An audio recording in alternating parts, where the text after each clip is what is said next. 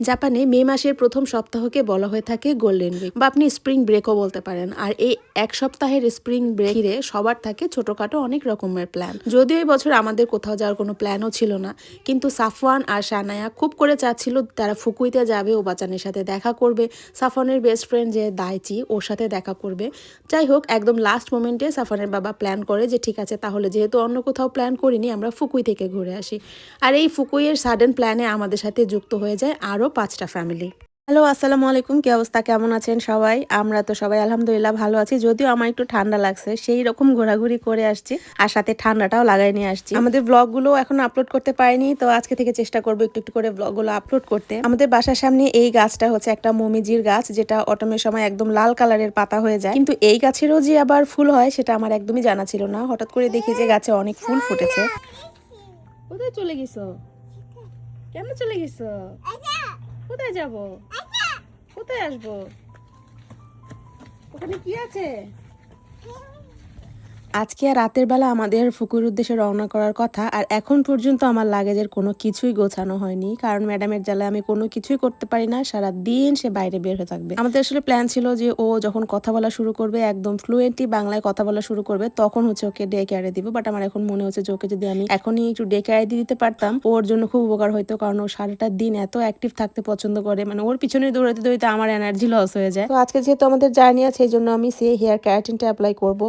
Already এটা হচ্ছে আমার 4 নাম্বার পারচেস। আমি অলরেডি 3টা ব্যবহার করে ফেলছি। এবারে রেডিমেড একটা হেয়ার মাস্ক জাস্ট আপনার চুলে লাগাবেন, আর তারপরে কিছুক্ষণ ওয়েট করে ধুয়ে ফেললেই হবে। এই হেয়ার প্যাকটা অ্যাপ্লাই করার পর ইনস্ট্যান্টলি আপনার চুলটা একদম ঝরঝরা হয়ে যাবে, সিল্কি অ্যান্ড শাইনি হয়ে যাবে। আমার যখন কোনো জার্নি থাকে, আমি তার আগে অবশ্যই এই হেয়ার মাস্কটা অ্যাপ্লাই করে নেই। সারাদিন আমার চুলটা একদম ঝরঝরা থাকে। আর এটা মনে হয় আমি অলমোস্ট 2 বছর ধরে ব্যবহার করছি। বেসিক্যালি এটা হচ্ছে একটা কোকোনাট অয়েল বেসড একটা হেয়ার মাস্ক, যেটার ভিতরে কালো জিরা, মেথি, তারপরে রোজমেরি গুলো সব ব্লেন্ড করা আছে। সম্পূর্ণ ন্যাচারাল আয়ুর্বেদিক একটা হেয়ার মাস্ক, কোনো কেমিক্যাল নাই, কাজে ছোট থেকে বড় সবার চুলে অ্যাপ্লাই করা যাবে, কোনো সমস্যা নাই। আর এই হেয়ার ক্যারাটিনটা উৎপাদন হয় হচ্ছে মরক্কোতে, এবং এটার প্যাকেজিং হয় হচ্ছে বাংলাদেশে। আপনারা পৃথিবীর যে প্রান্তেই থাকুন না কেন, চৌধুরানী আয়ুর্বেদের ফেসবুক পেজে যেয়ে কিন্তু আপনারা এই প্রোডাক্টটা অর্ডার করে ফেলতে পারেন। তারা কিন্তু ওয়ার্ল্ড ওয়াইড সব জায়গায় হচ্ছে শিপিং করে থাকে। আর এটা অ্যাপ্লাই করাও খুব সহজ, জাস্ট চুলের গোড়ায় গোড়ায় অ্যাপ্লাই করতে হবে। একদম সম্পূর্ণ চুলে অ্যাপ্লাই না করলেও সমস্যা নাই, জাস্ট গোড়াটাকে আপনি হচ্ছে ফোকাস করে অ্যাপ্লাই করবেন, আর তারপরে আধা ঘন্টার মতো এটাকে রেখে আপনি হচ্ছে একটা ভালো শ্যাম্পু দিয়ে চুলটা ধুয়ে ফেললেই হবে। মাত্র 4 ঘন্টার ভিতরে আমি সব কিছু একদম প্যাক করে ফেলছি। বাচ্চাদের কাপড় চোপড়, আমাদের কাপড় চোপড়, আমার সাজুগুজু, মানে যত কিছু লাগে সবকিছু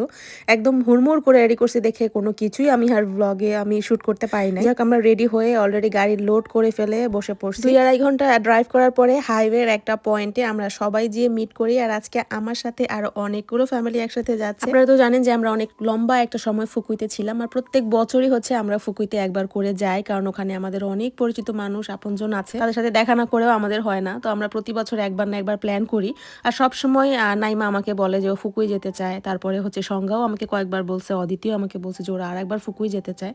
কিন্তু দেখা যায় ফুকুইতে যাওয়ার সবচেয়ে বড় যে প্রতিবন্ধকতা, সেটা হচ্ছে ওখানে পর্যাপ্ত পরিমাণে এয়ারবিএনবি বা হোটেল এরকম নয় যেখানে আমরা সবাই মিলে স্টে করতে পারি। হোটেল 2-একটা অ্যাভেলেবেল থাকলেও সেটার প্রাইস এত হাই, মানে 35,000 পার নাইট, যে সেটা এফোর্ড করা আমাদের পক্ষেও সম্ভব না। বাট এবার আমরা যখন যাচ্ছিলাম, তখন আমরা যার বাসায় যে উঠি, সুজন দাদা, উনি নিচ থেকেই বললেন যে আপনারা যে একসাথে আসতে চাচ্ছিলেন ওদেরকেও নিয়ে আসেন, আপনারা সবাই মিলে আসেন। দাদার ইনভাইটেশন পেয়ে তারপরে হচ্ছে আমি নাইমাকে, তারপরে সংজ্ঞা ওদেরকে বলি, আর মৌন আর ইলাও যেতে চাচ্ছিল, যে ওরাও হচ্ছে কোনো প্ল্যান করে নাই এই ভ্যাকেশনে, তো ওরাও যাবে। তো সবাই মিলে ভাবলাম যে এতগুলো মানুষ আসলে আমরা জায়গা করতে পারবো কিনা একটা বাসায়, কারণ আপনারা জানেন যে জাপানের বাসাগুলো আসলে একটু ছোট ছোট হয়, মানে এত বড় বাসা না যে অনেকগুলো মানুষ একসাথে থাকতে পারবো। একটু অনেক চিন্তা ভাবনা করছিলাম কে কোথায় থাকবে, ছেলেরা হয়তো বাইরে অন্য কোনো বাসায় থাকবে বা মসজিদে থাকবে, যাই হোক অনেক রকম চিন্তা ভাবনা করে ফাইনালি যখন সুজন ভাই বললো যে না, কোনো সমস্যা নাই, হয়েই যাবে একটা কিছু, আপনারা চলে আসেন। তো যাই হোক, এই হচ্ছে নাইমা আর নাইমার চা। নাইমাকে আমি আগে থেকে বলে রাখছিলাম যে তুমি কিন্তু চা অবশ্যই বানায় নিয়ে আসবা। নাইমার চাটা একদম এক্সেলেন্ট হয়, অনেক যত্ন করে বানায়, স্পেসিফিক একটা মানে মিল্ক আছে, ওইটা দিয়েই হচ্ছে ও চা বানায়, এই কারণেই হচ্ছে এত মজা হয়। ভালো হয়েছে। নাই মানে নিজে নিজে বানাই নিজে বলতো, নিজের পছন্দের মাঝে মাঝে নিজের করাই লাগে।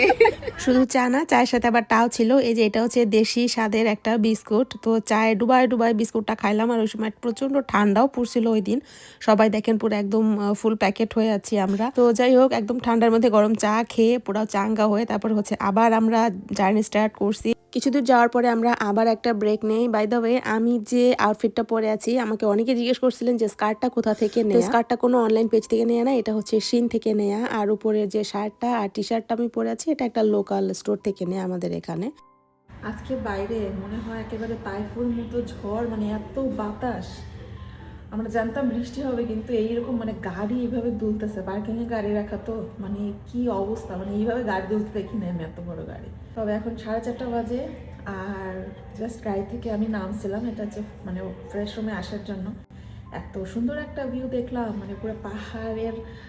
টোকিওর বাইরে যখন আমরা কান্ট্রি সাইডে আসি, এই সুন্দর ভিউটা দেখলে হচ্ছে আপনার ইচ্ছা করবে যে আমি এইখানেই থেকে যাই। কান্ট্রি সাইডগুলোতে আসলে মানে এই ভিউটা দেখতে পারবেন আপনি, যেটা আপনি সিটি লাইফে পাবেন না। কান্ট্রি সাইডের লাইফটা এই জন্য এত বেশি আমার ভালো লাগে। অনেকদিন পরে আমরা ফুকুইতে যাচ্ছি ট্যুরে, তো এখন আপনারা সুন্দর সুন্দর মানে জায়গা দেখতে পারবেন ইনশাল্লাহ। আমাদের ফাইনাল ডেস্টিনেশন ফুকুই হলেও প্রথম দিন আমাদের প্ল্যান হচ্ছে আমরা টিউলিপ গার্ডেনে ঘুরবো, ডিরেক্ট এখান থেকে চলে যাব সেখানে। সারা রাত যেহেতু প্রায় 7-8 ঘন্টার জার্নি, তাই একদম লোকেশনের কাছাকাছি এসে সবাই প্ল্যান করছিলাম যে আমরা হাইওয়েতেই একটু ঘুমাই নিব। তো যে লোকেশনে আমরা এখন আছি এখানেই হচ্ছে সবার আসার কথা ছিল এবং সবার ঘুমানোর কথা ছিল। যেহেতু সবাই ঘুমাচ্ছে এজন্য আমি কাউকে ফোন করে ডিস্টার্ব করিনি, আর আমার ঘুমও আসছিল না, তাই আমি আশেপাশে ঘোরাঘুরি করছিলাম। আর দেখেন জাস্ট সানরাইজ হচ্ছিল, কি সুন্দর লাগছিল যে আকাশটা। এমন লম্বা জার্নিতে কেন জানি আমার ঘুম আসে না, আর সাফনের বাবাকেও দেখি সে খুব একটা ঘুমাতে পারে না। তো আমরা দুইজনই হচ্ছে বাইরে আশেপাশে হাঁটাহাঁটি করছিলাম। আমি যে এত বছর জাপানে থাকি এখনো কিন্তু আমি প্রপার যে সানরাইজ সমুদ্রের পাড়ে যে দেখবো সেটা আমার কখনোই দেখা হয় না। যদিও সারা রাত জার্নি করলে এরকম সূর্য উদয় তো দেখাই হয়, বাট আজকের সূর্যোদয়টা অন্যরকম সুন্দর ছিল। কারণ এক সাইডে যে পাহাড়টা ছিল, পাহাড়ে যখন সূর্যের আলোটা পড়ছিল, কমলা আলোটা এত সুন্দর লাগছিল। পরে আমি ভাবলাম ওদেরকেও ফোন দিয়ে ডাকি, ঘুম থেকে উঠায় ফোন দিয়ে শুনি যে তারা এখানে না, তারা অলরেডি ড্রাইভ করে অনেক দূর চলে গেছে, আর আমরা এখানে 2 ঘন্টা ওয়েট করছিলাম যে সবাই মনে হয় এখানে ঘুমাচ্ছে এইভাবে। যাই হোক, তারপরে আমরাও রওনা দিয়ে দিলাম। হাইওয়ের বড় বড় সার্ভিস এরিয়াগুলোতে মেকআপ করার জন্য আলাদা একটা রুম থাকে, তো ওখানে যে আমরা সবাই ড্রেস চেঞ্জ করে ফেলেছি। ততক্ষণে বাচ্চারা ঘুম থেকে উঠে গেছে, ওরা একটা প্রপার স্লিপ দিছে। পরে হচ্ছে শানাকেও রেডি করে দিছি, আর এদিকে সোহানাকেও রেডি করে ফেলছে। আজকে সবাই আমরা একটু পার্পল একটু ফুল ড্রেস পরছি, যেহেতু আমরা ফ্লাওয়ার গার্ডেনে যাচ্ছি। আর তারপরে এখানে সবাই একসাথে করে একটু হালকা পাতলা ব্রেকফাস্ট করে নিচ্ছিলাম। এই ট্যুরে আমাদের প্ল্যানই হয়েছিল যে আমরা সবাই সেম আউটফিট পরবো, যদিও আমরা 4 জন সেম আউটফিট। আর নাইমা করেছে একদম লাস্ট মোমেন্টে কনফার্ম, মানে ওর যাওয়ার ঠিক আগের দিন বলছে যে ও কনফার্ম যাবে, কারণ ওর ড্রেসটা আসলে সেম হয় নাই। বাট আমরা তারপরও ট্রাই করছি যে যতটুকু আমাদের সাথে ম্যাচ করতে পারে ততটুকু হচ্ছে ওকে ম্যাচিং করায় নিয়ে যাই। একজন আমরা প্রায় 6-7 ঘন্টা জার্নি করে তারপর এরকম সাজুগুজু করে রেডি গার্ডেনে যাওয়ার জন্য। কে বলবে যে এরা এত জার্নি করে আসছে, সারা রাত না ঘুমায়। নেক্সট ব্লগে আপনাদের সাথে শেয়ার করব টিউলিপ গার্ডেনের ডিটেলস। আর আজকে ব্লগটা এই পর্যন্ত, ইনশাল্লাহ নেক্সট ব্লগে দেখা হবে। সবাই ভালো থাকবেন, আমাদের জন্য অনেক অনেক দোয়া করবেন। আজকের মতো আল্লাহ হাফেজ।